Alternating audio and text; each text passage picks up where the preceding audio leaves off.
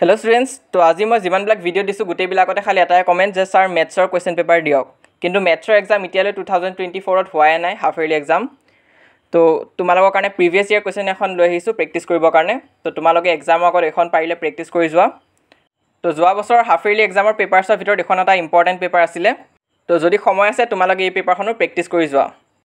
আৰু বেলেগ অপচনো নাই আমাৰ ওচৰত কাৰণ ইতিয়ালৈ ম্যাথছ এক্সাম কোনো ডিস্ট্ৰিক্টত হোৱাই নাই তো কালিৰ পৰাই হ'ব বহুতবিলাক ডিস্ট্ৰিক্টত ম্যাথছ আছে কালি তো এই পেপাৰখনত কাৰেক্ট এমসিকিউ খিনিত পেন্সিল দি টিক মাৰ্ক দিয়া হৈ আছে তোমালোকে চাই গলে হল জাস্ট কিবা ডাউট বা কনফিউজন থাকিলে মোক কমেন্ট বক্সত খুদিবা আৰু এক্সামৰ কাৰণে সকলোকে অল দা বেষ্ট